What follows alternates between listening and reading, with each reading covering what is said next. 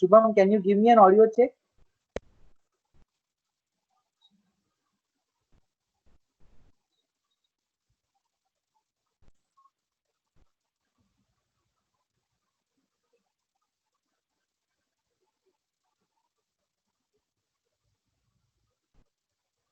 Yes, can anyone just give me an audio check, please?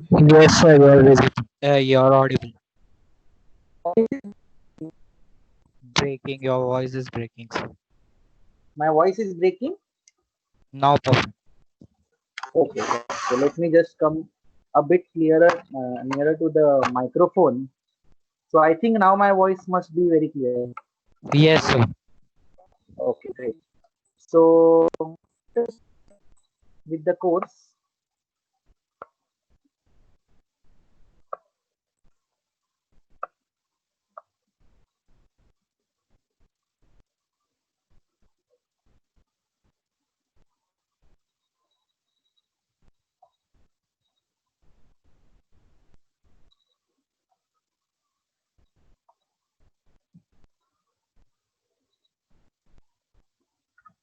okay, great.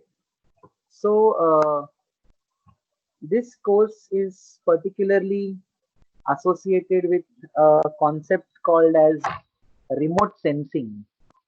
So that is something new to all of us, and that is what we are exactly going to focus on in this particular course. So,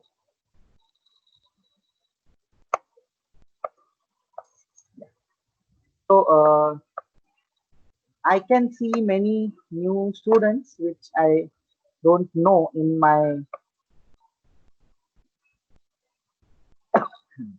the posts. I can see that.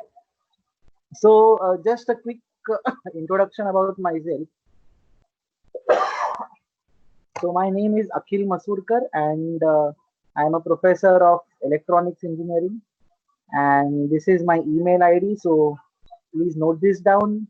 I may be sending you many materials from this email ID and links also of various resources.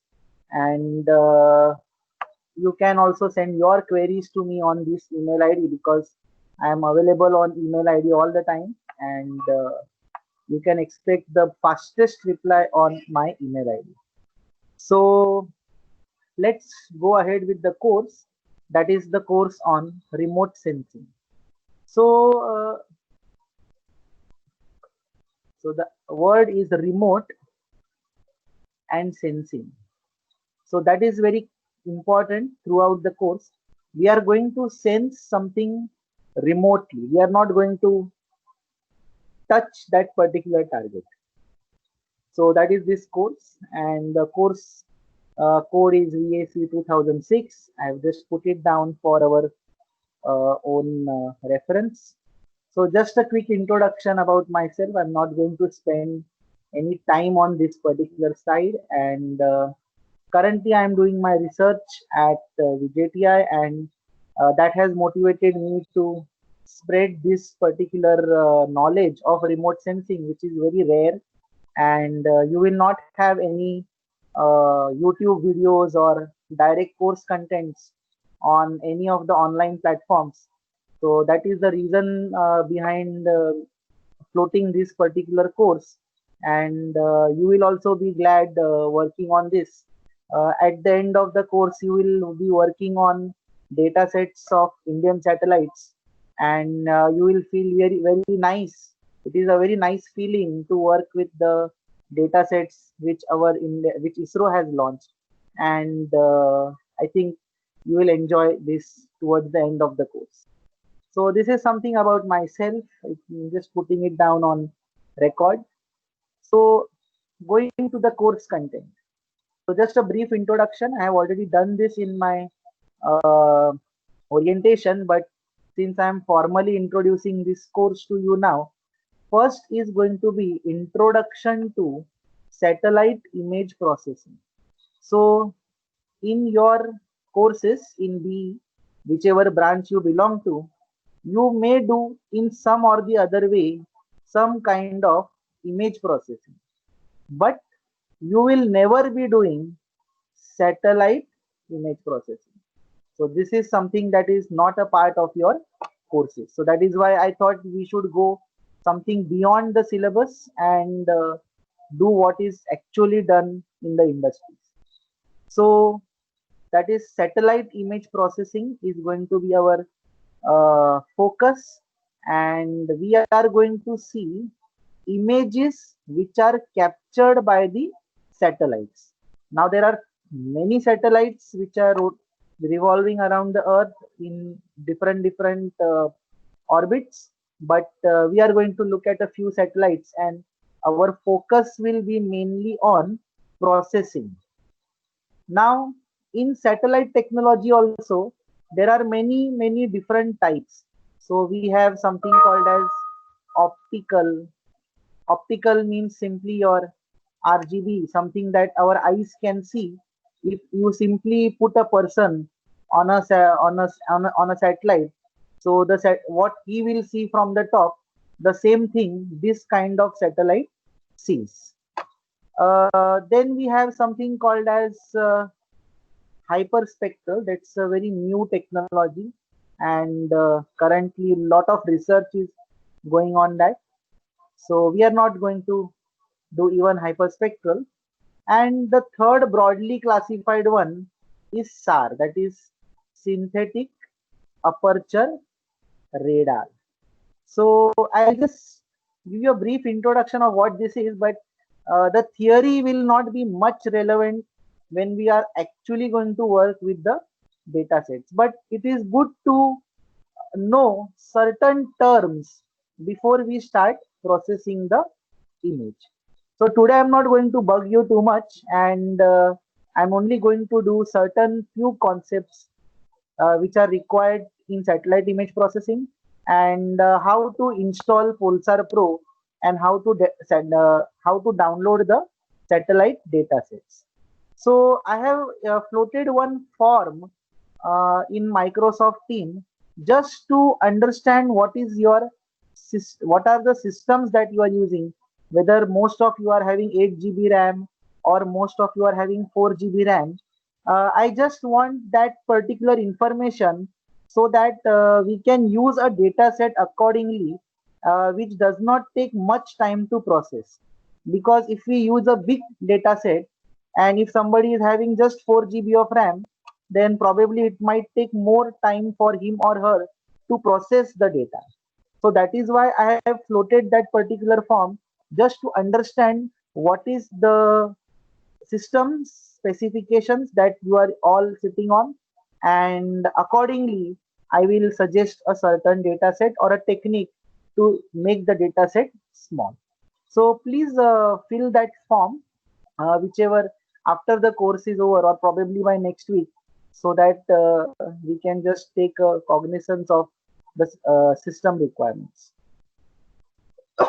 Okay, so we are going to look at something called as SAR technology, that is synthetic aperture radar. Some variants of optical, some variants of optical are also called as multispectral. For example, here we have RGNB, but we can also exploit some infrared kind of wavelengths and just make it as RGBNI. So this thing, such kind of things become something called as multispectral. So again, we are not going to look at even this. We are not going to look at optical. We are not going to look at hyperspectral, but our focus will be on SAR images. Now, why only SAR? That I will tell you little bit later. Okay. Next thing that, like I said, we are going to set up Pulsar Pro. So setting up free softwares is sometimes a task, and you need to follow 2-3 different procedures before you actually go ahead. So that is why we will look at how to set up Pulsar Pro, so that whether you are on Linux or Windows or whatever, the procedures are going to be more or less the same, but how to configure the Pulsar Pro software, because Pulsar Pro will work with 2 or more different softwares. So there is no need to change the software from one to another. You can operate everything from inside of Polsar Pro. What is the full form of Polsar Pro? So SAR stands for synthetic aperture radar. So I will also emphasize on what is this synthetic aperture. And radar, the common full form of radar is radio detection and ranging. So setting up Polsar Pro software. So Polsar, pole means POL means polarimetric, and SAR means synthetic aperture radar. So the software which works on SAR images, that is SAR images, is called as basically Polsar Pro. It is a software which is developed by European space agencies, and it is freely available on the web. Currently, which is the version which is available on the website is Polsar Pro 6 Biomass Edition. However, certain parts of that do not work. So basically, it is a beta version. Hence, I have uploaded a setup file for you that is of Polsar Pro 5, in which all the features, all classifications, everything works absolutely fine. So we will be using Polsar Pro version 5, V5. So we will be using version 5.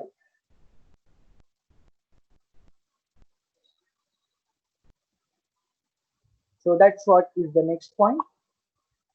Now, reading and opening a SAR product.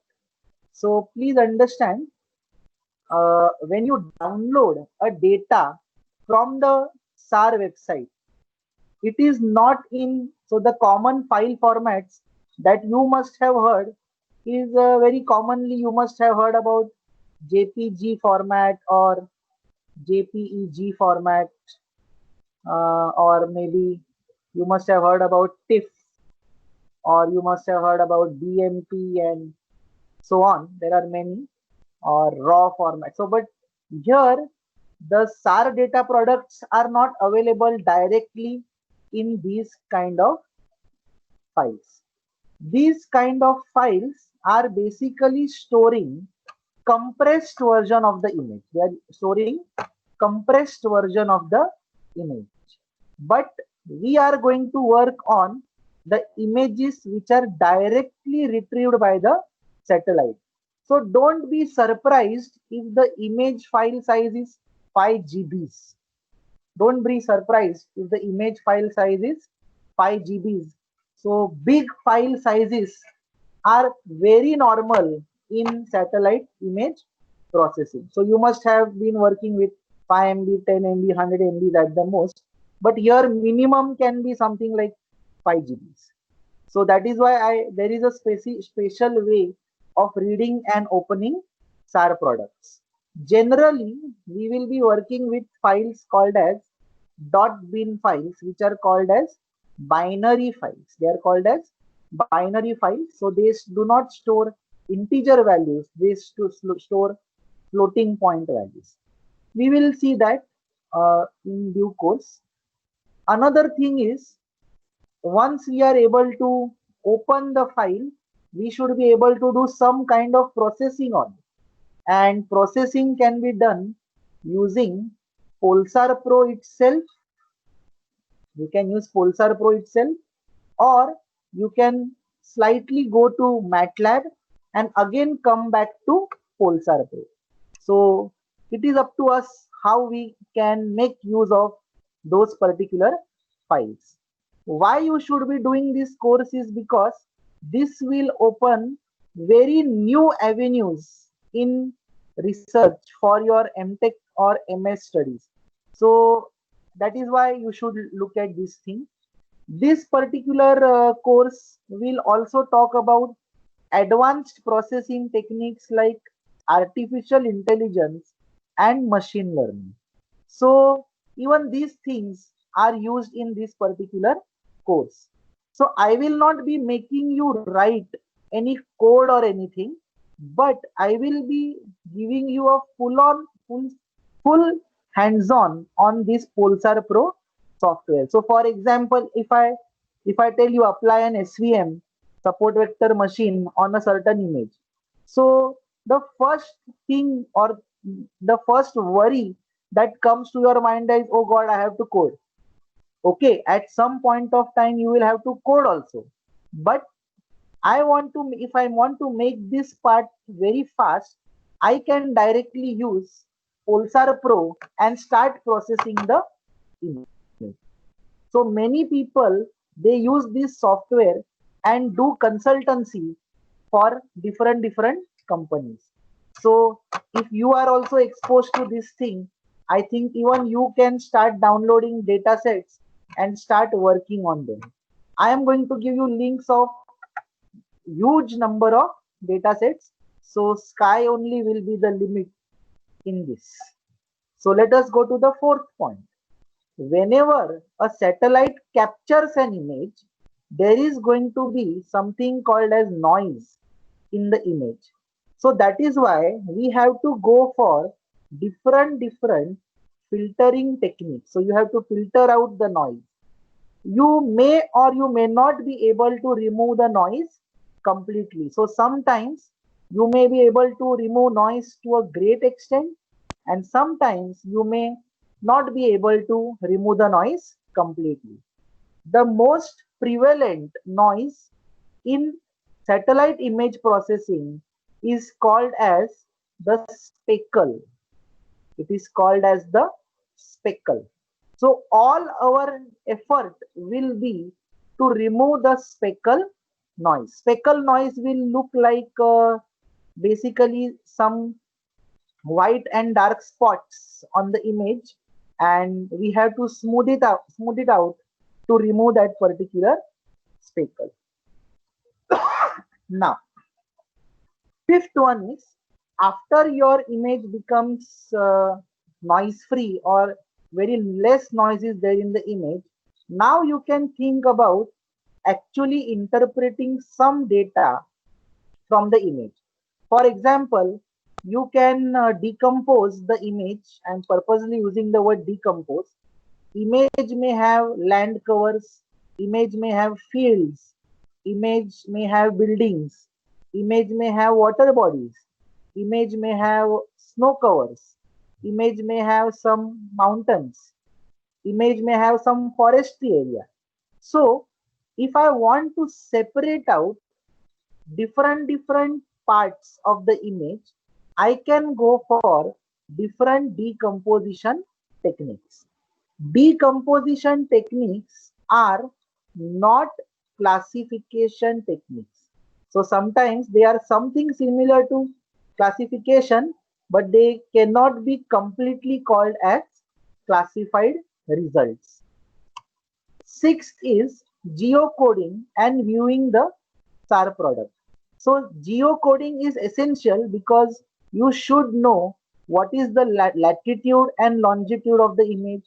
You should know the viewing angle of the image. You should know at what time the image was taken, during the day or during the night. You should know the date on which the image was taken. So all these things are already embedded in the SAR product. Only thing is, we should understand how to actually view and geocode this whole thing. Then comes SAR image classification. So there are lots of classification algorithm. In fact, you can see point number 4. So point number 4 means filtering. So we can actually find out how good a filtering technique is based on classification. That means if my classification results are 100% accurate, that means my filtering is also 100% accurate. If my classification is, let's say, only 90% accurate, then there may be something wrong with filtering.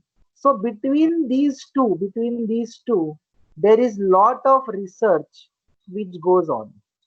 So there is lot of research which is based on filtering and classification. So that this course will open some new avenue for that in that particular domain. And then finally, I will also tell you how to integrate or rather use PulsarFlow and MATLAB together. So many times we will be using these two in this fashion. First, we will be using Pulsar Pro. First, we will be using Pulsar Pro. Then we will do some kind of processing using MATLAB. So generally, the input here is .bin files, and the output of this again, that is the .bin files. I will again do some kind of processing using Pulsar Pro. So in between processing will always be done using MATLAB. In between processing can be done using MATLAB. And our college has got a licensed software of MATLAB which all can use. So in this lockdown period, since all of you are at home, all you need is a computer to work on this particular domain. If high configurations are there, if 8 GB RAM and slightly better processors are there, then things will be easier for you. I will be operating from a 2.66 gigahertz processor with 4 GB graphic memory, with 4 GB RAM and 500 GB hard disk. So if you have even this minimum thing, I think you should be able to go ahead with this. If you have understood this course content, just put a OK in the chat box so that I come to know that you are still there or you have understood. Can you just put a OK in your chat box, please?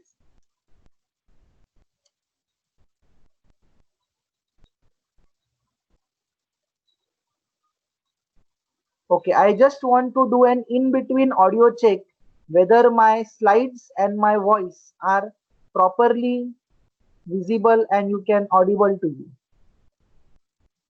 Can somebody give me an audio check, please? Yes, sir, you are audible. Okay, great. So let's go ahead. First thing is, what is remote sensing? Now, before we even go to the satellite, you can look at your own self. We have eyes, we have nose, we have tongue which can taste things. Then we have skin, we can feel the touch, right? And we can hear the sound. So basically, these are our five senses. These are the five senses that we have. So, what is remote sensing is there on your screen, but let me just tell you first. We have eyes, so we can see. We have ears, so we can hear something. We can hear a signal. Then we have tongue, which can taste. Then we have skin, so we can feel, or there is a touch. We can sense that way. And then finally we have eyes, ears, tongue, and then we have nose. So we can smell. Now, if you just look at these five senses, if you just look at these five senses, can you tell me which of these five senses are remote? Remote means, can we see from a distance? Yes, we can always see from a distance. You don't have to sit on that person to see that person. Can you hear from a distance? Yes, obviously. Now we all are at different locations and you still can hear me because of your ears. You don't have to put your ears on the microphone, or your microphone need not be placed right next to your eardrum. It can be at a distance, and hearing is also remote. Taste, tongue. Taste is not remote unless actually you put something in your mouth, you will not be able to taste it. So taste is not remote. Skin, to an extent it is remote. if you want to find out if somebody is touching you, unless that person actually touches you, you cannot feel the touch. But yes, sometimes we can feel the heat, we can feel the cold. So, in a way, skin is also remotely sensing certain parameters. And nose smell is also remote. You can smell different things, and accordingly you can take a decision. Like if in if it is smelling bad in a certain direction, then you simply change your direction or move away from that particular place. So human beings also sense remotely. That is what I want to mention here. And out of these five senses, four are remote. That means we can process information remotely. We can see something, some danger coming, and we can change our direction. So that is what even a satellite is supposed to do. It is sitting at the top and it is seeing all of us below, and things have to be sensed remotely without actually being in contact. Now, without actually being in contact is very, very important. Why it is important? Can we not use temperature sensors to sense the temperature? Yes, we can. But then, if I want to sense temperature of an entire country, then how many sensors will I require? I will require millions of sensors, or rather crores of sensors, to take temperature measurements. But instead of that, you can put one satellite in orbit and it is not in contact with anybody. Nobody even will come to know that there is something, somebody is watching us.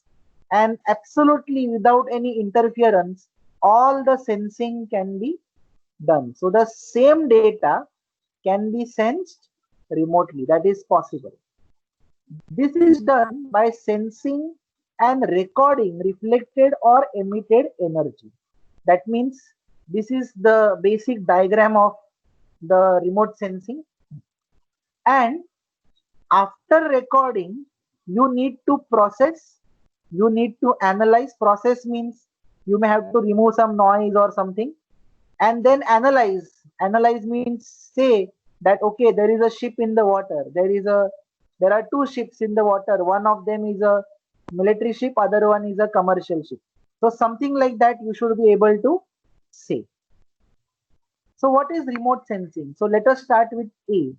First is energy source or illumination. So somebody has to provide energy or illuminate. Unless light falls on an object, even we cannot see. It is important that continuously light falls on an object, and then only we can perceive that particular object. If there is no source of energy or no illumination, then we cannot sense that particular object. Here we will not say object, we will say target. We will always use the word target.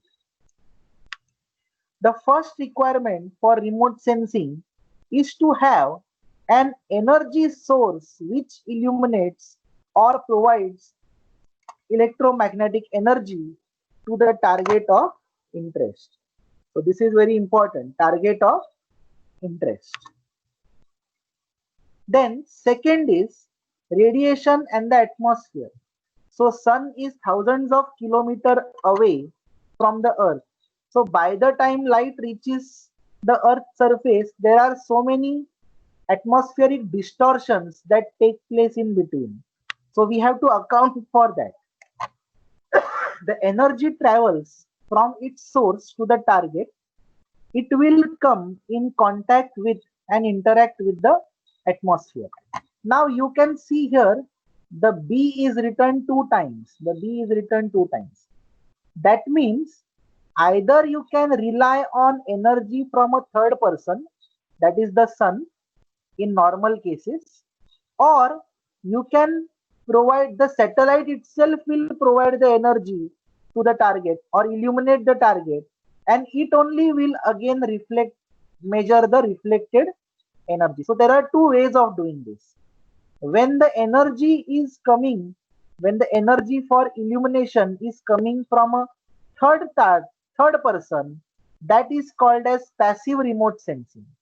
When the satellite provides the energy, it is called as active remote sensing. So most of the times we go for active remote sensing. So I will cover this slide part a little bit later on. So this interaction may take place second time as the energy travels from target to the sensor. So light falls on the target. This is the target.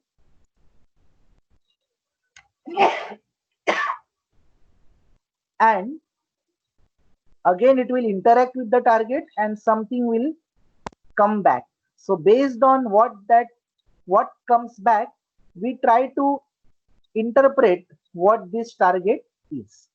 As simple as that. Next is interaction with the target. Once the energy makes its way to the target through the atmosphere, it interacts with the target. Interaction is based on the properties of both the target and the radiation. That means the backscatter, you can see this particular arrow, you can see this arrow. So what gets reflected depends upon the nature of this target. That means, is its temperature high?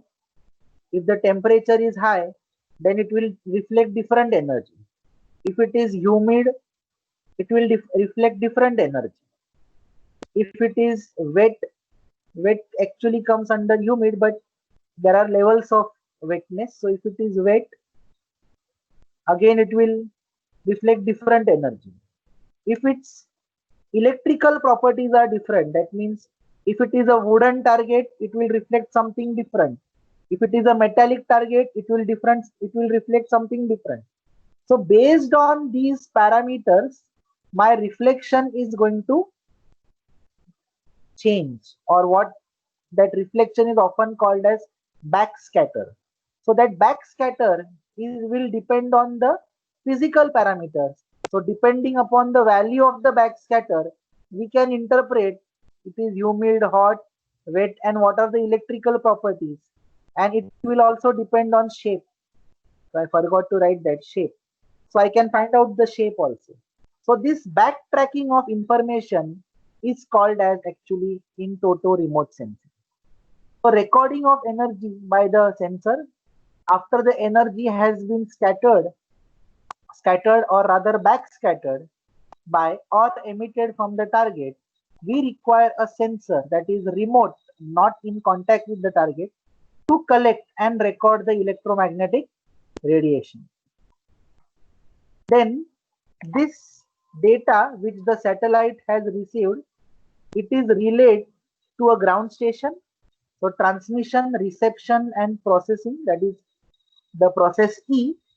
Many times the satellite can send this data on the ground station, or it can relay that information to another satellite, because sometimes one satellite takes position of the another satellite. One satellite takes position of the another satellite with respect to processing. And during that time, when this is being done, there is no processing done. So for that short interval of time, there is no processing done, and this particular time is called as a blind spot. This particular time is called as a blind spot. So if you have seen the movie Parmanu, in that they have shown lacrosse satellites, three of them. So when one satellite is taking the position of another, there is a time gap between them that the processing is not done, and you have seen that in the movie they have shown that they used to work only during that time. So there are some issues here, but this can also be done, that the whatever is the energy which is taken, whatever calculations are done by one satellite, it is directly passed to the ground station, or it is passed to the another satellite and then passed to the ground station. The data is processed into an image So once that data is received from the satellite, it is converted into an image. Maybe it's a print form, that is hard copy, or it is stored in digital. So either you print that image or you store it on the hard disk drive. Now, now comes the interpretation and analysis. That means the data has come from the satellite, but it is in very raw form. Now we have to do something here to interpret and analysis. So these days, interpretation and analysis involves machine learning and AI. Machine learning and AI. So any, if you are doing a course on machine learning and AI, you will be able to understand this even better. If you are not doing, no problem. We will not be anyways be going into the depth of it. I am going to teach you how to use this thing so that you can actually interpret something. So that is going to be important. So I think that is fine. And then finally, there are going to be different applications. That means you can, if you are doing ship detection, so you should be able to say whether it's a military ship, it is a which kind of a ship, whether it's a F category ship, F means frigates, whether it is a D category ship, whether it D means destroyers, whether it is a B category ship, whether it's a battleship, or whether it's a category ship, where ship which we generally call it as a aircraft carrier. So we should, if we are able to take a picture from the top, we should be able to classify like how many, if there are 10 ships, what are which class do they belong to, and that is basically the application of remote sensing. So the final element of remote sensing process is achieved when we apply the information extracted from the imaginary about the target in order to better understand it, reveal some new information, or assist in solving a particular problem. So let's say that Indian satellite is going to observe Bay of Bengal. So in Bay of Bengal, there might be many ships. Now we want to find out, so we want to better understand the image that we have got. Then we want to find out how many ships are there and what are the categories of these ships. And once we come to know that okay, there are 10 destroyers, 12 frigates, 5 battleships, and probably 2 aircraft carriers, that means definitely we are at war in the Bay of Bengal. And this information should be relayed to probably the naval command in that particular region, which will help them solve that particular problem. So this is basically the one of the application, which is military application. Like this, we can have many. Like we can have snow covers. We should be able to find out encroachment in a particular area. In my orientation, I showed you the scenes of the island city of Mumbai, where there are encroachments in the RA regions. So there are many such applications. As we progress, I will be telling you, and different. You will not get everything in one data. For example, you will not get a snow cover when you are looking at a scene which is of city of Mumbai, because it never snows in Mumbai. However, if you are looking at a scene of Mount Everest, then probably you will not see any water body or oceans in that. You will not see ships on mountain tops. So depending on what scene you are doing, your processing will depend. So there are two types of remote sensing. Like I said, one is active and one is passive. So passive means sun illuminates the surface and satellite detects that particular energy. So this kind of remote sensing is with the help of naturally available resource, and hence it is called as passive remote sensing. So with whatever is already available, we are not putting any extra effort to detect the target. That is why it is called as passive. So it measures the energy that is naturally available. In active remote sensing, the active remote sensing means the satellite provides its own energy source for illumination. The advantage for active sensors is the ability to obtain measurements anytime, regardless of time and day or season. So this is very important that I should be able to do remote sensing during the day also and during the night also. Because as you know that there are cycles of day and night on earth, it should not happen because that now sun is not there, so I will not be able to do remote sensing. So that is very important. We should be able to do remote sensing measurement anytime, regardless of the time of day and season. And that is where SAR, that is synthetic aperture radar, comes into the picture. Optical images can be taken only during daytime. Optical images can be taken only during daytime. Even multispectral images can be taken only during daytime. Even hyperspectral can be taken only during daytime. During night time, we cannot take any image. So that is a problem, because if there is some activity that which we have to detect in the night time, then we will not be able to do so. But synthetic aperture radar, SR images, is a day and night imaging. So that is why I have selected SAR images, which can be captured during the day as well as the night. Active sensors can be used for examining wavelengths that are not sufficiently provided by the sun, which such as microwave, or to better control the way a target is illuminated. So you must be knowing that actresses do photo sessions. Now, many times they do it in the open because they want more light, because more light means better photographs, or probably the lighting is done in such a way so that the photograph comes proper. Like that, when we are also capturing images from the satellite, that time we are also interested in good lighting so that the target is illuminated properly, and then the information can be properly sensed.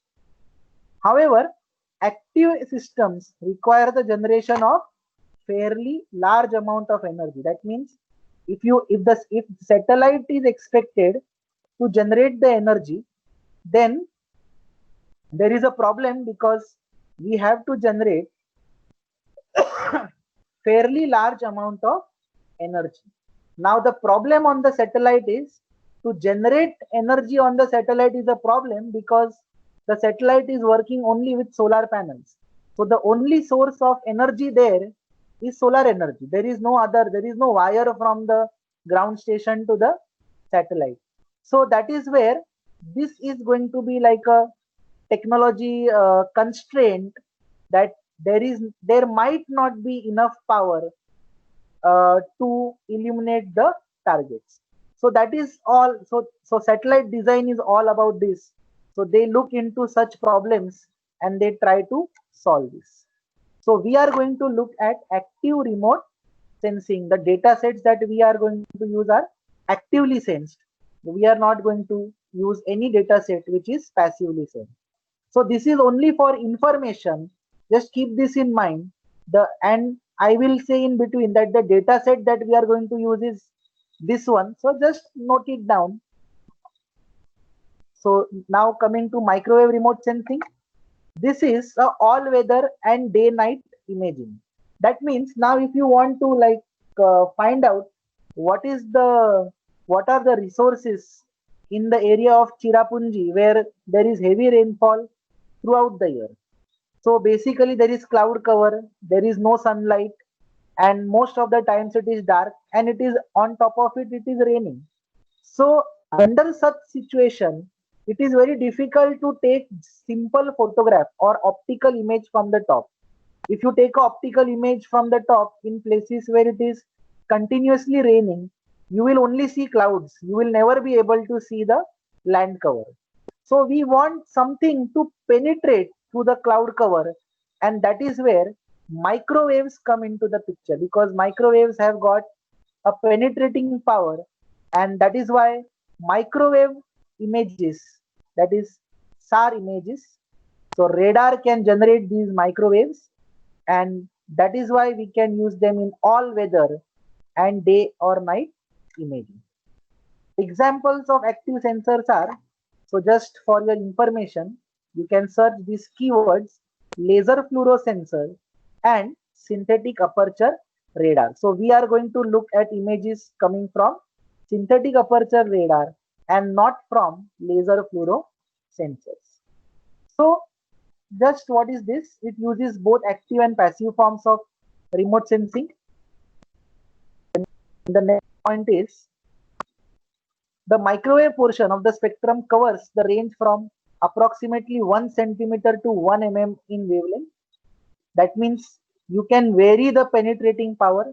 That means, what do you mean by that? Varying the penetrating power means your satellite is always in the orbit.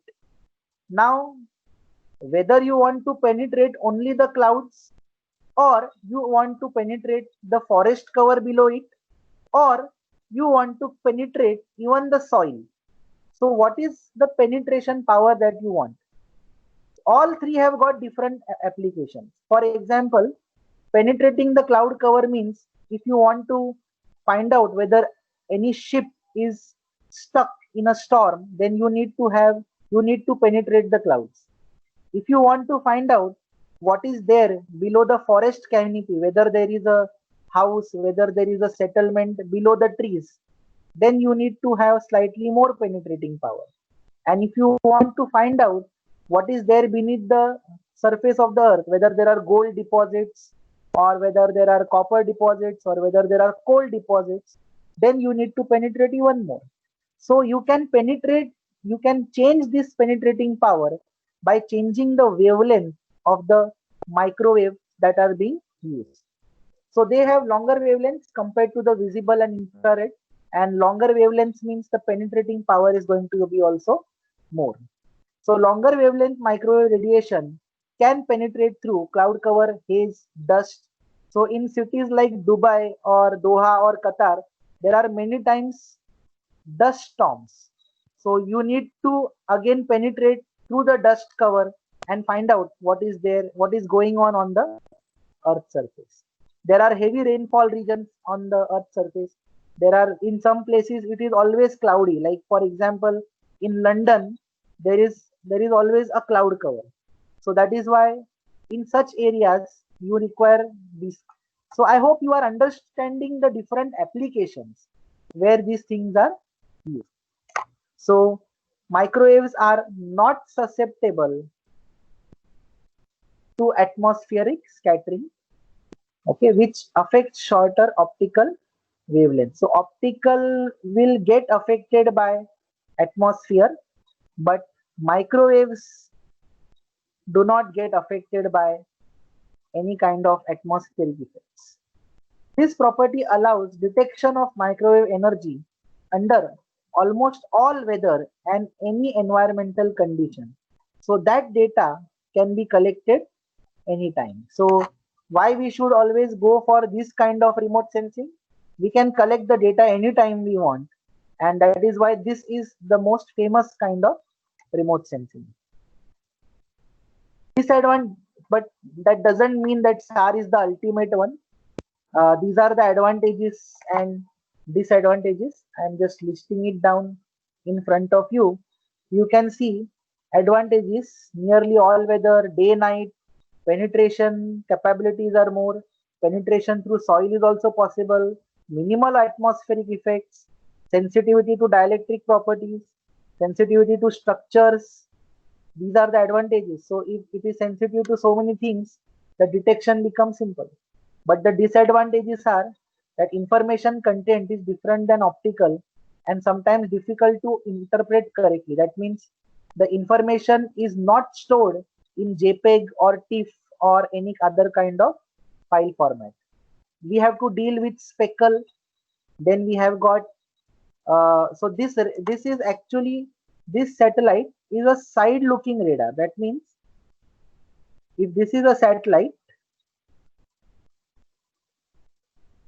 it doesn't look down. It doesn't look down. It looks sideways. If this is the Earth surface, it doesn't look down. It looks sideways. So the satellite cannot look what is there below it, but it is a side-looking radar.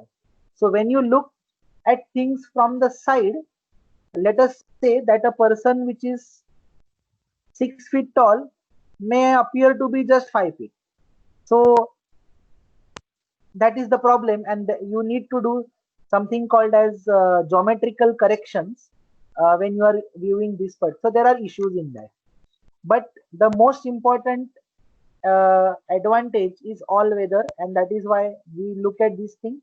Other things can be very geometrical corrections or any topographical corrections can always be done by using some basic mathematics and geometrical formulas, and you can again recreate the image. So that is not a problem. But if your satellite is not able to sense the data at night, then finish. You are losing half a day for acquiring the information. So that is why we are still sticking to SAR in spite of these disadvantages. So hence, because of these advantages, our classification accuracies are better with SAR images as compared to optical. However, subject to band selection. So bands mean there are different bands. When it comes to microwave, there are different bands. There are C band, K band, and like that. So what are the radar's parameters to be considered for study? There is wavelength, polarization, and incidence angle. What is going to be of use to us is polarization. So I will change the polarization in the software, and we will see different results. This is going to be fixed. This is going to be fixed. We will not have any control once we choose a data set. But polarizations, yes, we can select. We can change in the software. So the only control that we may have is polarization. So just for your information, this is the wavelength and this is the entire spectrum. Can you see here? The visible spectrum is so small. Can you see here? The visible spectrum is extremely small, very, very small. So what we can see is a very small part of the entire wavelength or the entire range of frequencies. Microwaves are somewhere here. Microwaves are somewhere here. So that is between frequency of 0.3 gigahertz to around 40 gigahertz. Now there are different bands. There is a P band, there is a L band, there is a S band, there is a C band, X band. So whenever you use a data set, what you should know is name of satellite, which satellite data you are using.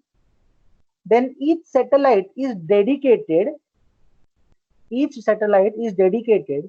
for one of these bands, that is P band or L band or S band. So it will have a microwave sensor on it, which will be a P band sensor or a L band sensor or a S band sensor or a C band sensor. So these are all dedicated. So all satellites have a dedicated sensor. You will never have all the sensors on one satellite because that will increase the payload of the satellite, and if the payload increases, you will have to use a bigger rocket to put the satellite into orbit, and that may increase the cost of the satellite at least 100 times. So the latest satellite that India has got is I think it is called as Fatboy 3. It is called as GSLV Fatboy version 3. What was sent to Mars is GSLV Fatboy 1. Okay, so Fatboy means it can pick up a very large load, and that's why it's named. So actually, People don't call it as fat boy, but it's just GSLV-3. So to put this kind of a satellite which has got all these sensors is practically impossible. So you may use two bands, like L and S band sensors can be put on one satellite. That may be possible, but you cannot put 10 different sensors. Uh, this person will say, I can't pick up such a load. So that is again a restriction in that. So that is why most of the satellites will work with like single band data, that is L or S, or maybe just C band data. So RadarSat 2, which is our Indian satellite, works on C band data. So so different countries prefer different bands with respect to these applications. That means if a country wants to do ocean related study, then they will launch C band satellite. So India had launched, since India is an agrarian country and fishery is one of the biggest occupation, fishery and agriculture. India wanted to do studies about these two. That is why they launched a satellite called as RadarSat. RadarSat 2. So this was the satellite which was launched, and it had got this C band sensor. It had got this C band sensor. So that is the best. So these wavelengths and these frequencies are best for ocean and agriculture study. So I am going to tell you how to download the data sets of different satellites of different bands, and then probably only sky is the limit on the processing that you can do. It's an endless processing. If somebody wants to work with me and publish research papers along with me, you are most welcome. I will allocate some work to you. You have to just do it on this particular software and give me the results. I'll authenticate it, and we can just have paper publications. So this is something that is, this table is going to be very important for you. If you want to do like glaciology or snow cover, then you have to use KU band. So actually this band is called as K band, and Ka means K above K, and Ku means K under K.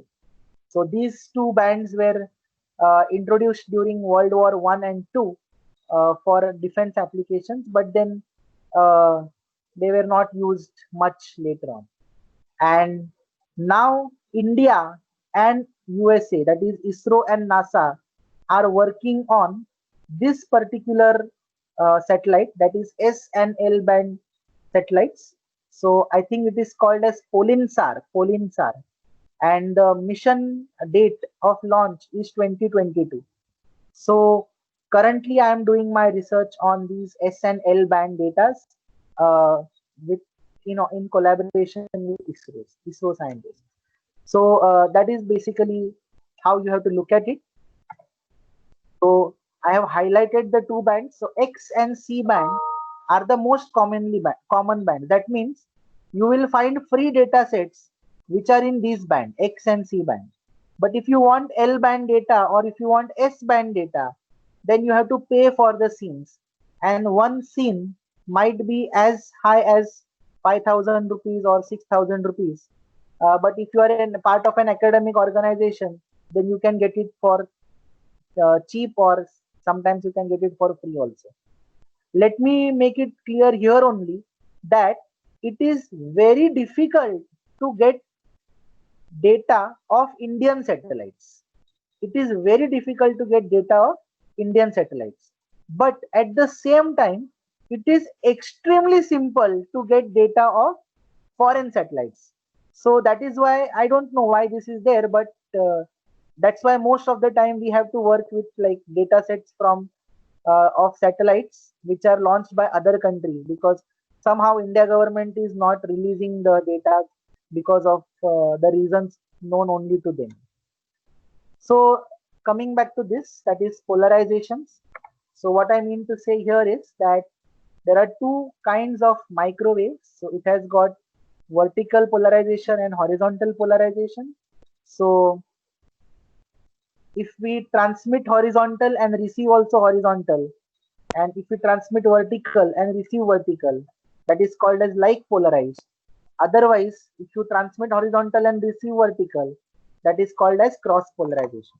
So this particular backscatter, so once this microwave goes and hits a target, you can receive any one of these. You can receive values. So you may receive HH, you may receive VV, or you may receive HV or VH. So what are these SH, HV and VH and VV? They are just simply values of backscatter. They are simply values of backscatter. So sometimes some targets give very high HH and VV value. Some targets give very high VH and HV values. So based on the high and low values, we can identify the targets based on the values that are backscattered. So anyways, this is not of much importance. So what I mean to say here is that you can see that these are the different polarizations. So some polarizations can identify these fields. Can you see here? So these three. So basically, this is a playground actually. These are playgrounds. So playgrounds are identified in all three polarizations. But certain kind of crops are, so this is not very clearly visible here. Neither it is very clearly visible here, but it is very clearly visible in this polarization. So by changing the polarization, you can extract different information. You can see that here there is a city, but that city is not very clearly highlighted here. Not very clearly highlighted here. Then there is a river. So this is a river. So you can see here, if you can see here, there is a river. So river is also highlighted differently in different regions. So that's what we actually do by changing this. So just get different information. So the first parameter is the incidence angle. So I told you that this is a side looking radar. So every data set will have a parameter called as incidence angle. Then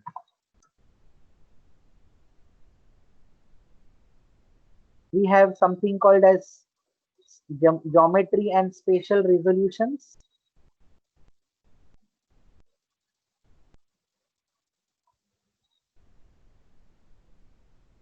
So actually what we do is, can you see here, there is a picture of a plane. Now you may ask here, Are, we were talking about satellites. How this plane came into the picture? So actually speaking, there are two kinds of sensors. One is called as space-borne sensor and the other one is called as airborne sensors. So this radar, you can put it on the plane also, or you can put it on the satellite. So if you put it on the plane can fly closer to the ground. That is why the resolutions that you can get are higher. And the satellite orbits at a much higher altitude than that a plane can fly. That is why the resolutions sometimes are going to be lower. Now it all depends on what kind of cameras and what are the different sensors that you have put on it, and based on that also resolution is dependent. But in general, airborne sensors will give us slightly higher resolution.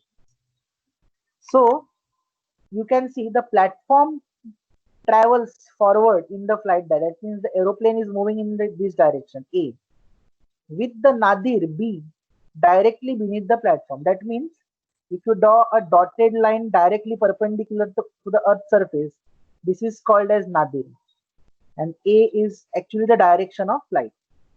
The microwave beam is transmitted obliquely. So the microwave beam is not seeing down, it is seeing sideways.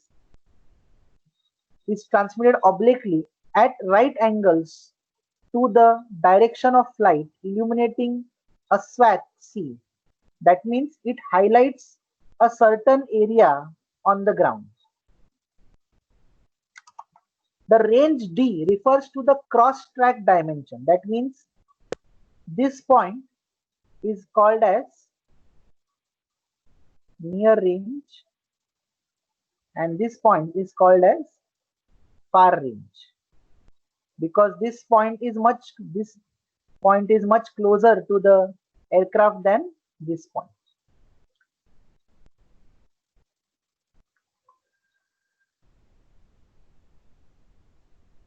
So if you want a finer range, then you can use shorter wavelengths. And if you want shorter wavelengths, means basically you have to deal with some kind of engineering design. And if you want a finer azimuth resolution, then you can do it by increasing the length of the antenna. So let me just go back. We are talking about range and azimuth. So what is this range? So this D is the range. So if I want to increase this, increasing D means you can cover higher area. So if you want to increase this, you have to look at technology which is there on the, you have to look at which sensor. So as an engineer, you can look at that. And if you want that large in this direction, E direction also, I should cover a larger area, then the antenna which is placed on this aircraft should be bigger in size. Now the problem is that increasing the antenna is one way, increasing the antenna length is one way of increasing the resolution, and using shorter pulses is also another way of increasing the resolution. Now shorter length pulses means basically the energy is going to be very high. So that is why energy is not infinite. The second thing is, if I want to increase the resolution, the antenna length also has to be bigger. And that is why you cannot put a very big antenna on an aircraft, because it is limited to the size of the aircraft. And in satellites also, it is going to be limited to the size of the satellite. Bigger size antenna means again the payload is going to increase. So you will have to use bigger rockets to put the satellite in orbit. So these are some constraints, because if you just shift from PSLV to GSLV, you are simply spending 400 crores extra. So can we do something about it to deal with this problem? So scientists came up with a different kind of technology. So the actual length of the antenna is limited by what can be carried by an airborne or a spaceborne platform.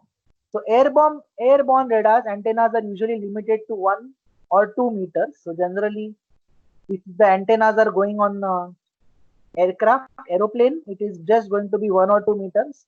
And if it is going on a satellite, then it is going to be around 10 to 15 meters. Now you might feel, aircraft is bigger than satellite.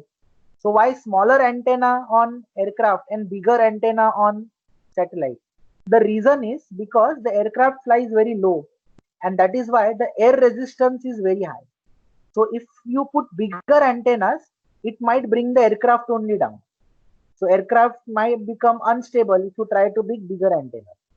Whereas satellite is generally put in the ionosphere, where the air resistance is very small. The air is very, very less dense, and hence the air resistance is smaller. So we can think of putting slightly bigger antenna. So satellites will always have bigger antennas as compared to aircrafts. To overcome this size limitation, the forward motion of the platform and special recording and processing of the backscattered echoes are used to simulate. So what we do is, the name SA means synthetic aperture radar, means it's a simulated antenna, a very long antenna, and thus increases the azimuth resolution. So what we do is, we we don't actually put a bigger antenna, but a smaller antenna is used to give a feel of a bigger antenna by the movement of the satellite, and that is called as synthetic aperture radar. So radar generates the pulses, and a big antenna is synthesized to increase the aperture for higher resolution. So that is called as synthetic aperture radar. So this much of information is enough for you. So how that is exactly done is given here on this slide, but it is slightly irrelevant as far as the processing is concerned. But still, I have added particular slide. So I don't want you to bug you too much with theory. So some problems when we have to deal with image processing, one is called as slant range. So though targets A1 and B1 are of the same size, so you can see the width of A1 and B1 is the same, but this is going to be how the satellite is going to perceive. But A2 and B2 are different. So this is called as slant range distortion. Due to this, targets in the near range appear compressed while relative to the far range. That means the targets which are away will appear of the almost the same size, but the targets which are near will appear very small. Then we have something called as foreshortening. Like for example, if there are mountains, then you can see here that the slope A to B will appear compressed. The slope A to B will appear compressed, and the length of the slope will be represented incorrectly. That is A dash and B dash. Foreshortening is at its maximum when the radar beam is perpendicular to the slope. So if the radar beam, like in this case, the foreshortening will be maximum. That means if this radar is seeing this slope, C dash D dash, it will view it as no slope. It will view it as no slope, and which is a false reading that the radar will give us. So this problem we have to deal. Then we have something called as layover. So layover occurs when the radar beams reach at the top of a tall feature. So if there are very tall buildings, so in land use classification, this layover is a big problem. So when occurs when the radar beam reaches the top of a tall feature before it reaches the base. That means it reaches this here, and the reflection of this starts coming, and then this reaches here. So the radar beam does not reach on the same object. The radar beam reaches at two different instances of time. So this gives the effect called as layover. Due to this, the top of the feature appears to be displaced towards the radar. That means the top seems to be at a different point, somewhere here. Actually, it is here, but it seems to be somewhere at a different point when you are looking from the top. Then we have shadows. That means sometimes on the other side, the radar beam never reaches only. Then there are the problem is of shadows. So on the other side, the radar beam never reaches. So this is observed when you are capturing mountain ranges or something, because many times since it is side looking, you may never reach the other side. So to avoid this problem, we use something called as multi-looking. So since the radar beam is unable to illuminate the surface, the shadowed regions will appear dark on an image. And then there is speckle noise, that is granular noise that is inherently exists and degrades the quality of the star images. Speckle is generated due to the in-phase and out-of-phase reflections. Speckle can be reduced using these two operations, that is multi-looking and spatial filtering. So on our data sets, these two are compulsory operations.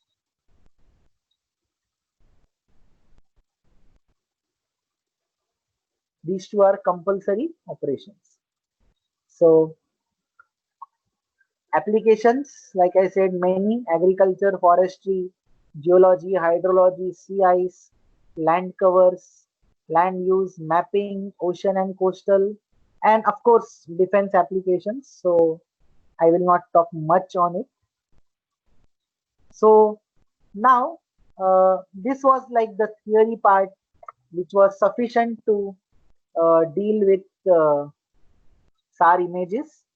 Uh, I will suggest that don't go too much into this, and I will post one nice small book which is having lots of pictures. It doesn't have theory as such. So through pictures, you can just go through and see what is actually happening.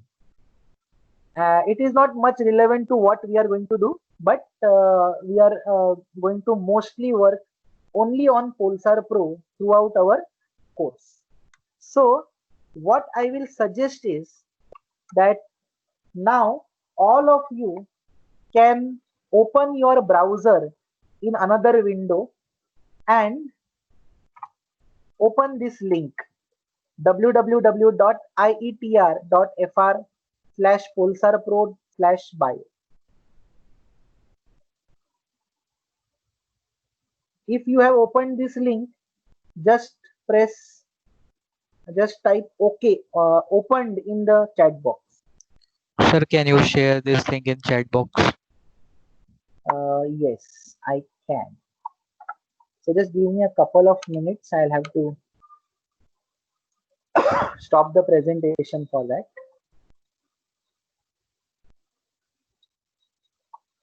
Yeah. So I'll just type the first link. My audio and my slides are absolutely visible. I'm just doing a audio check. Yes, sir.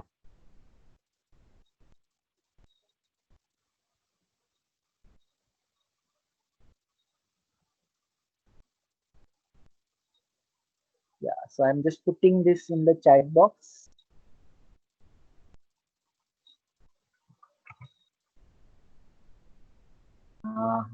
Slightly bigger in size.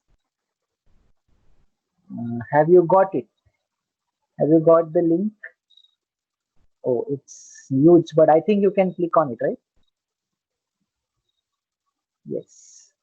Okay, so I can see responses that many of you have opened it. Great. So I'm just going back to my slide, and I will operate from there itself.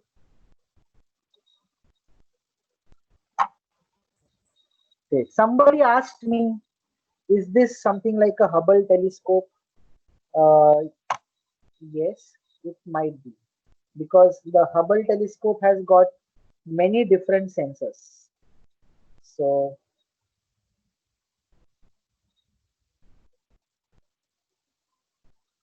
that's how it is. Do anybody has got any general questions?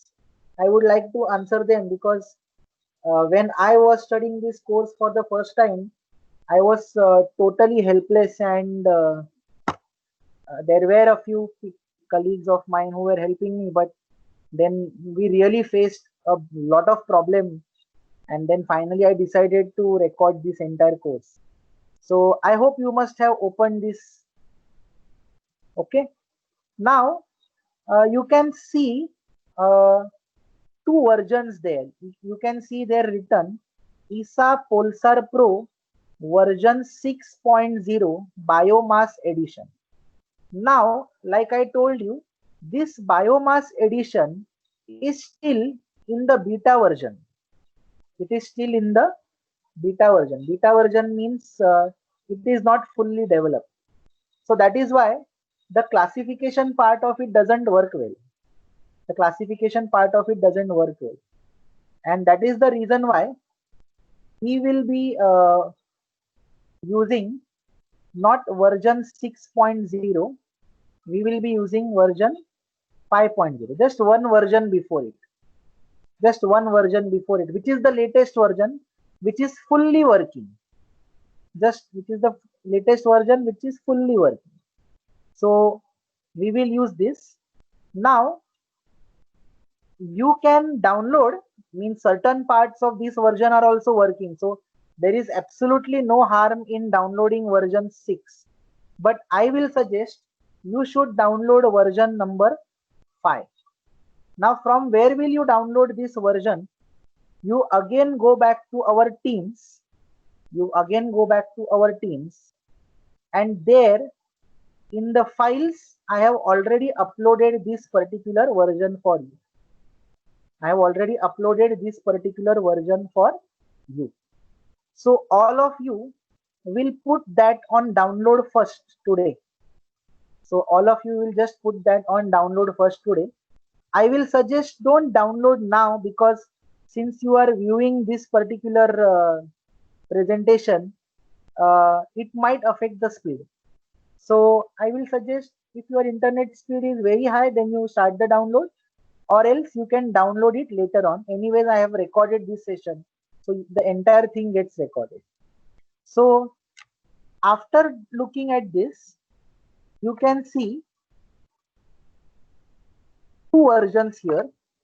One is the Windows 64-bit version, that is, and the other one is the Linux version. So I hope most of you must be having Windows. So you can download the Windows version. If you are having Linux, you can download the Linux version. Now,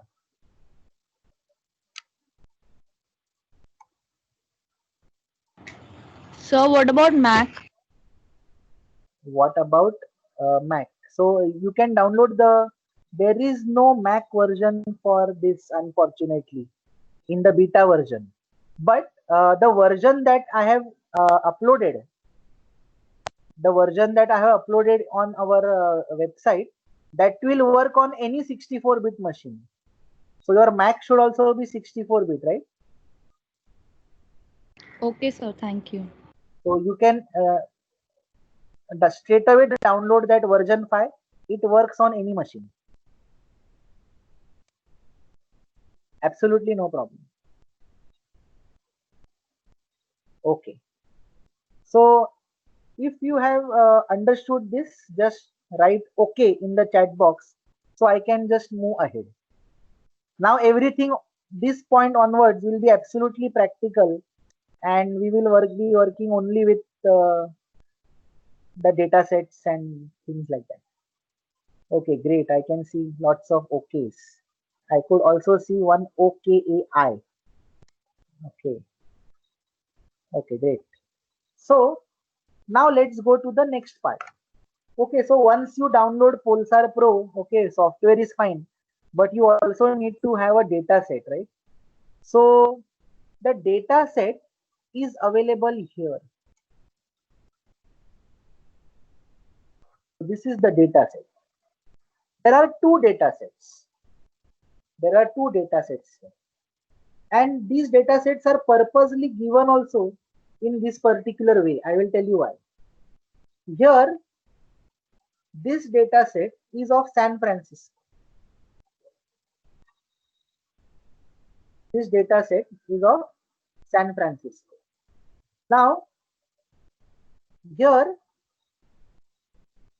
if you just click on this San Francisco, what you are going to get is many data sets of San Francisco area. You will get many data sets of San Francisco area of different SAR images. So you will get AirSAR, ALOS, RadarSat. So this is the Indian satellite. Why are my slides changing on their own? Just give me a minute.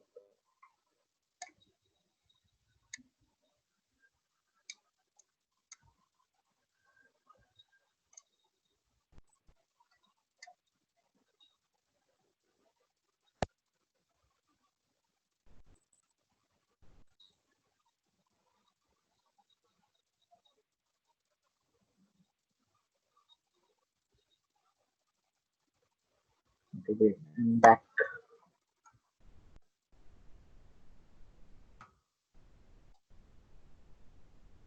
great. So if you go here, you can see many different satellites. So here we have the area is San Francisco. So US government has permitted to release these data sets, and the same area that is San Francisco is of different satellites. So you can see this is AirSAR, and this is ALOS-2, this is ALOS-1, this is RadarSat-2. RadarSat-2 is an Indian satellite. So even Indian satellite was allowed to fly over that area. Then we have Sentinel, Sentinel-1A, 1B. Then we have RISAT. So RISAT is still operational, and this is also Indian satellite. And then we have GOFN-3, and again ALOS-1. So ALOS-1 is also called as sometimes PALSAR-1 or PALSAR-2. So these are the eight different datas of the same region. 8 different datas from 8 different satellites of the same region. Now, you might want to do a study of different data sets from different satellites, but of the same region, or you may want to do a study from a single satellite. So what we will be doing is, what you can do is, you can also download the RadarSat-2 data.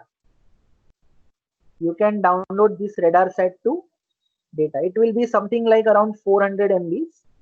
So welcome to remote this remote processing, that here the data sets are not going to be very small. You can go to AirSAR. You can also download the AirSAR database. The AirSAR database is just 9 MBs. The ALOS data set will be something like 5 GB. So don't fidget with that. Otherwise, you will have to deal with a 5 GB download.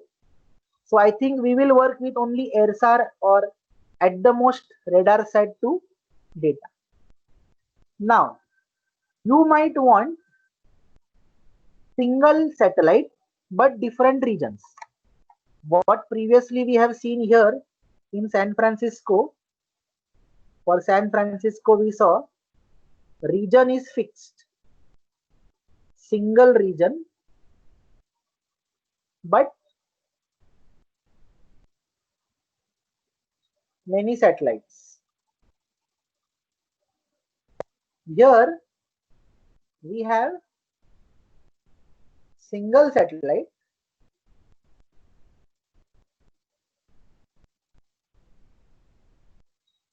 many regions. Single satellite, many regions.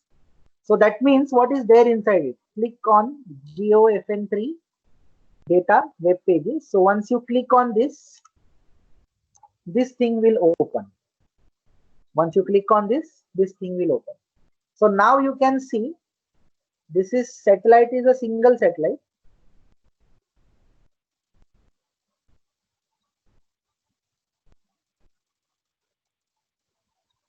And the regions are different. So it includes San Francisco, it includes Paris, which is in France. Then it again includes Rennes, that is again in France. Then we have got Sakura in Morocco, and then we have the South Pole. So can you see in the first image, there are water bodies, and there are also some bridges.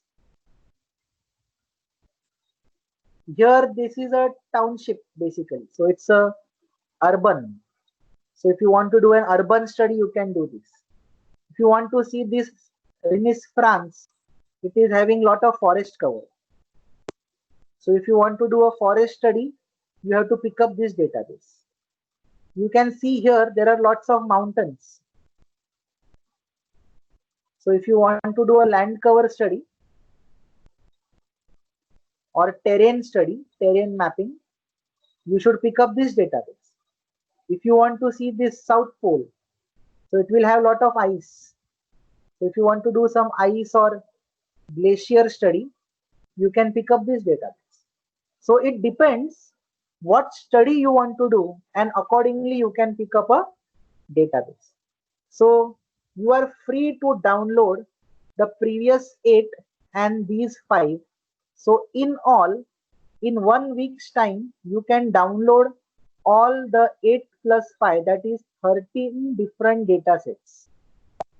You should be having 13 different data sets. Now you can see here one word. It is called as fully polarimetric chord pole data. That means it is capturing the radar has got 4 different sensors.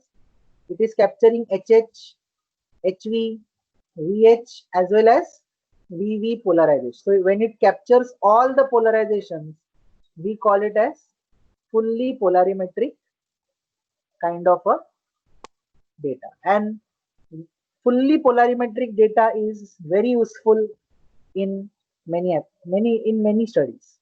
So all we are doing is we are using a nice data set, and we are going to study that data set. So this data set will not have any lacunas. It is a very good data set, that is called as a quad pole data set. So if you have understood this much, just write yes in the chat box.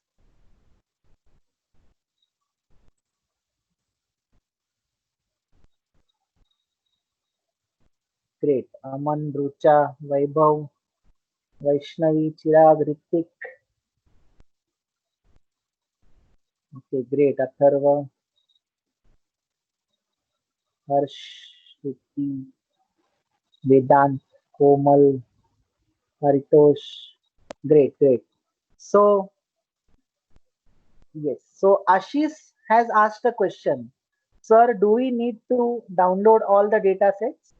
So, I will come to your question, Ritik. First, let me answer Ashish's question.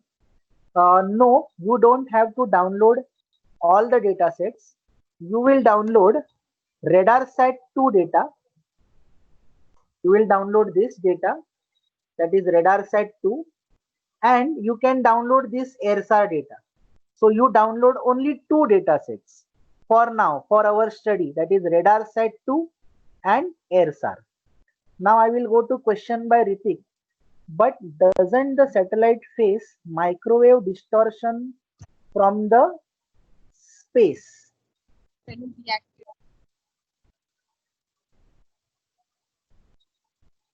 Doesn't the satellite face? Yeah, somebody is trying to say something. I'm not able to hear you, please. Post मी काढून टाकले post म्हणजे मी थोडेफार ठेवले जरा feed माझी Who's this? Can you put your microphone on mute, please?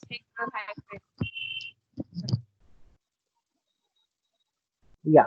So Ritik has asked a question that doesn't the satellite face microwave distortions from space?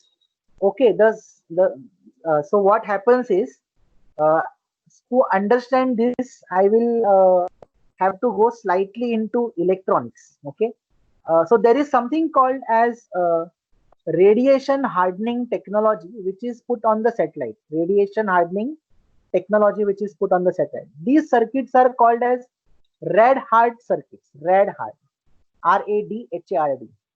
And to simulate such circuits, we have a spice called as RAD-SPICE. So the microwave distortions which are present. So you might the most common one is a solar flare. So satellites are susceptible to solar flares, but the satellites are also protected against it using this particular technology. Ritik, have I answered your question? You can unmute and say yes. Okay, great. So all these sensors are protected by such kind of distortions. Now one may argue how 100% is possible. So yes, I agree with that. 100% might not be possible, but today the technology is so foolproof that 99.99% is possible. So which is almost 100%. So that is how it is. So all of you should download Pulsar Pro from the link that I have given you, from the link which I have given you in Teams, point number 1, and all of you should download RadarSat 2 and AirSAR satellite, AirSAR data. Now you can see the figures also. Wherever it's an airborne sensor, you can see a plane, and wherever there is a spaceborne sensor, you can see a satellite picture. So that's how you can very easily, but just by looking at it, you can say whether the sensor is airborne or spaceborne. So that's how the distinction is. Now, point number 4. So first point was download of Pulsar Pro, which will not be from the link that I showed you. It will be directly from Teams. If you want to download the version 6, then you can use the link that I have showed you. But we are going to use version 5 only. Point number 2, you will download AirSAR database. Point number 3, you will also download RadarSat 2 database.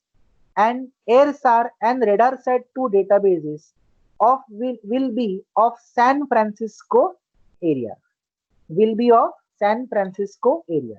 So primarily we will be using AirSAR and RadarSat 2. One is a airborne sensor and the other one is a spaceborne sensor.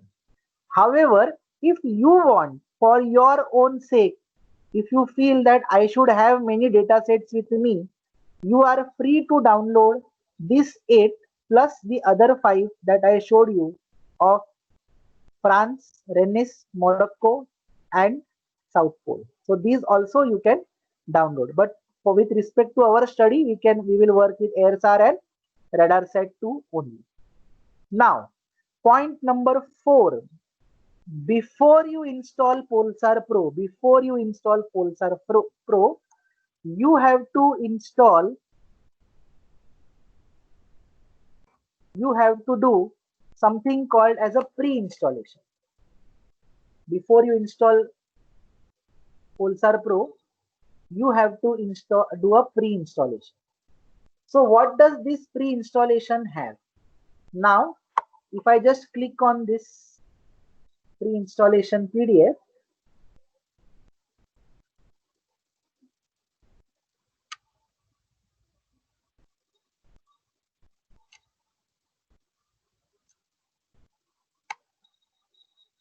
so I'm just opening it. So this PDF also I have shared in our Teams section. Are you all able to see this PDF? Please open this PDF on your computer. Please open this PDF on your computer. I have already put this PDF in the files section on our team. Once you open this PDF, just type opened. I will wait for some time. Now I will go extremely slow because I want everybody of you to be in sync with me. Okay, Vaibhav has opened. Okay, great. So it's a small PDF, it's not very big one. Great. So all of you must be seeing this on your screen. Ritik or somebody, can you just confirm whether you are able to see my PDF?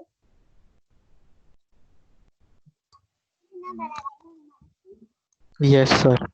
Okay, great. So now this is the installation of version 5. So somebody asked me whether it's possible on Mac or not. Yes, as long as it is 64-bit, it is possible. Anything.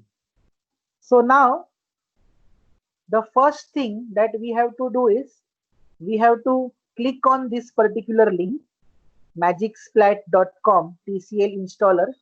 Go there, download the software and install it. Download the software and install it. Then you will click on the next link, again download the software and install that particular patch. So what we are doing is we are downloading the tool command language and we are also downloading the graphical user interface, and there is a toolkit, and then we have something called as binary distribution and installers for Windows platform. So these four things are available at these two links. So installation wise, you will not install Polesar Pro first. You will do this pre-installation. You will start with, this is the first thing that you will install. This is the first thing that you will install. Then you will install this one. Then you will install GIMP. Then you will install gimp.org. GIMP. Now this is used to view the images. This is you to view the SAR images. If you want to convert the SAR image into JPEG, or if you want to convert it into any other file format, or if you want to simply create a PDF of it, then we can use GIMP. Our normal Windows reviewer and all will not work. Our Photoshop and all will not work. So there are these dedicated tools to deal with the satellite images, that is GIMP. Then we have something called as Image Magick. Image Magick for converting, creating, editing some files. So if you want to add some text or anything to the file, you can go for Image Magick. Again, it is available on this particular link. Then you have to install Snap, Sentinel Application Platform, but this is optional. The fourth one is optional, but since we have 1 week of time, I think all installations are possible correctly. So starting with the first one, then GIMP, then Image Magick, then Snap, and most of you must be having this. This is Google Earth. What is it? Google Earth. So these 5 small, very small softwares, they are not at all big in size. These 5 small softwares will be installed first, and then you will run the Polesar Pro setup. First, you will install these 5 softwares, that is pre-installation, and then you will run the Polesar Pro setup. So that is this installation. Directory structure and all is okay. It is, you don't have to look at the directory structure because it is created as a default. You don't have to do anything in it. So all you need to do is install the 5 softwares first till Google Earth, and then run the 6th one, that is for Polesar Pro. So the flow is something like this. Okay. So first you will do a pre-installation.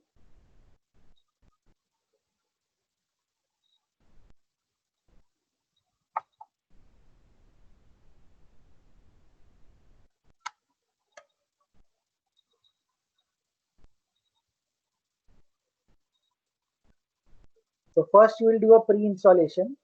So in pre-installation, there are 5 softwares.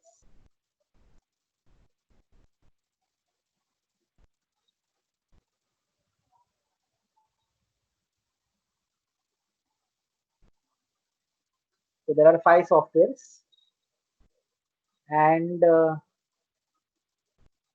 after you install these 5 softwares by using this PDF file, then this is the direct link to the folder in which I have put our Polesar Pro.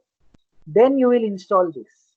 So this first we'll have step number software 1, 2, 3, 4, and 5, and then this will be the 6th one. So this is the procedure that you will follow to install the Polesar Pro.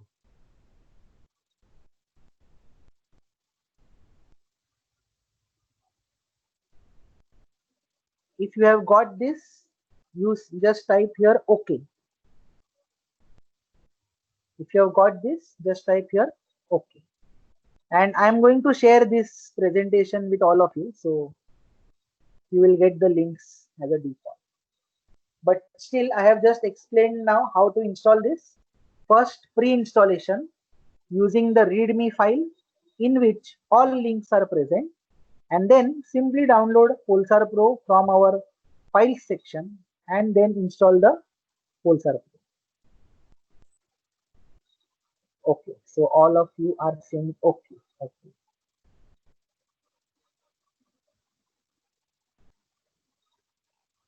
Okay, great. So that's it for the installation part of it, and some suggestions from my side. You all have a vit.edu.in ID. It is desired that you have a laptop or a desktop. Don't do this from mobile. So I hope all of you are logged into this from your laptop or desktop. Otherwise, you will not be able to install any of the softwares. You require a laptop or a desktop, preferably a 4 GB RAM. 8 GB will be great, but we can always handle the computational complexity by just using smaller data sets. Then you should have a good internet connection. So I hope my voice is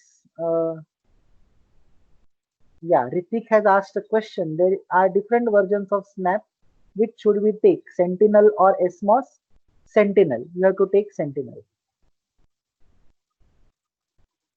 And there is a version which has both Sentinel as well as SMOS. So I will share a link if you want, Ritik. I can do that. I'll send you a link for Snap. Or the link for the same is also there in that PDF. So you can directly use that also, no problem. Yeah, great. So you should have a good internet connection, because many times my images would be big. So there might be some delays, but we'll just wait and get rid of it. Then you have a good quality webcam, because sometimes we may have to talk one to one. You should have a sturdy table and a laptop, and preferably you should have space on it where you can also accommodate one small notebook. Then you should have good quality headphones with a microphone. So many students have only headphones. Sometimes the microphone part doesn't work. So it will be better that you have a microphone, and the microphone should be very close to your mouth. Otherwise, there is no use of having a microphone. Avoid the use of mobile phone for participating in online lectures. And however, in an unavoidable case, you may use mobiles. That too in an unavoidable case, because this is a all hands-on. So I think mobile is not an option at all, but it may happen that once in a while you may not be in a position. So fine, in that case you can go for your mobile. So thank you. That's it from my side. Now we have around 12 minutes for discussion. So any one of you can unmute and ask me questions, so that I can answer them, and probably that would answer questions of many others. So now any one of you are free to unmute and ask me questions. Next time onwards, we will start working with Polsar Pro. Yes.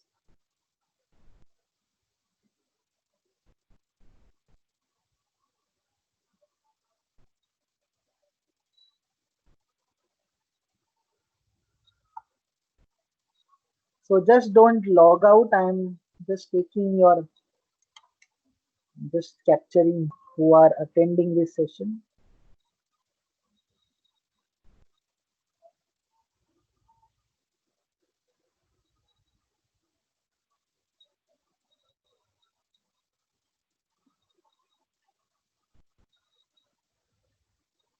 Okay. Yeah. So I am free to take any questions. You just ask me anything. So first of all, I would like to have your small feedback, whether you like this thing, whether you found it interesting, or uh, I don't know. I mean, I just wanted whether you learned something new. Yes. Okay. Okay. Great. So if there are any, so you are now free to log off. If you have any questions, you can definitely ask me, and we will have some kind of quizzes which each one of you can give anytime. I mean, that will be the mode of assessment, and the focus will be on learning the tool rather than just taking exams. So since we are just 35 of us, uh, I can take one-to-one questions also. And I would like to tell each one of you one more thing, that if there are any problems in installation or anything, you can just message me or call me. If you call me, it will be fine, but many times I will be in meeting or something. So you can just drop in an email to me. I'll just give you a call back at a certain time. Or you can post your queries in our chat box also. So I think that's how we will solve all installation problems, and probably then just keep on downloading datasets and go ahead. So that's it from my side. So those who don't have any questions can log off, and those who have, I am here for the next 10 minutes to answer them.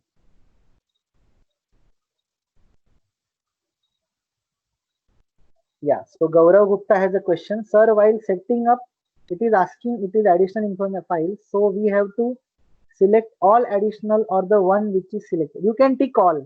It doesn't take any much space.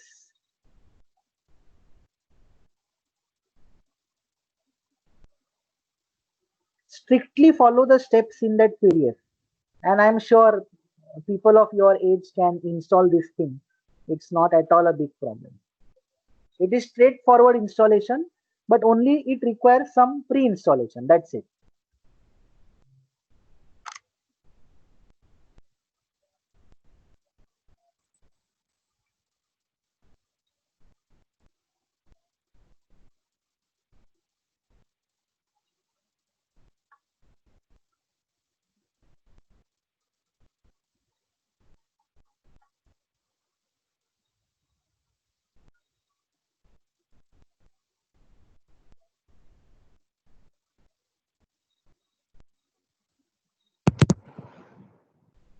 Hello, Yes. sir. Yeah. AR. Who's this? Ritik? No. Who's this? Hello. Yeah, yeah. Ritik. Tell me. Yes, sir.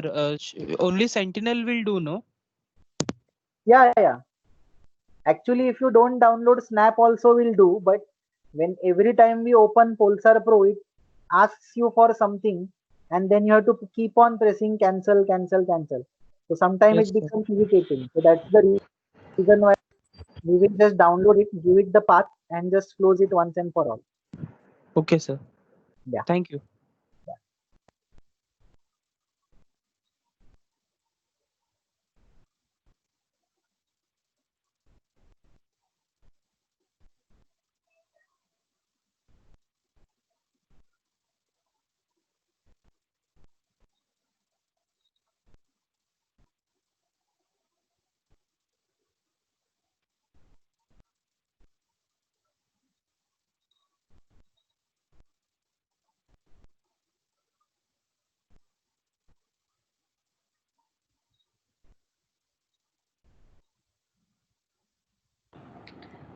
Hi, sir. Yeah. So I have a Mac machine and it's not opening. It's not supporting Mac OS. What should I do?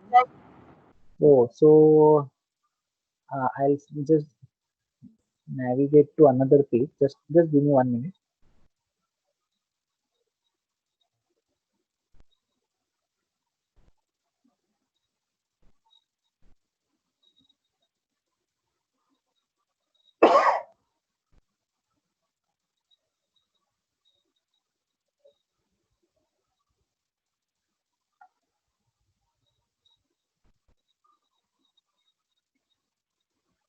Yeah, you can always do it using a virtual environment, but then it involves installation of a OS, which is slightly painful. Actually, these are all free software. That is the reason why they are not designed for Mac as such. So, so we can't do anything about it as such, but still we will try and find out. Okay.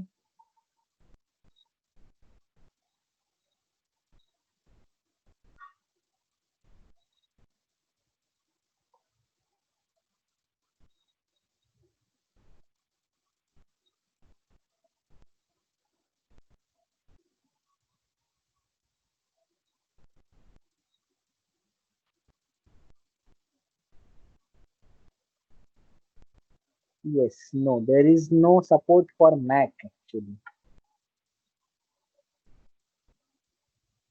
I think you will have to try the virtual environment only.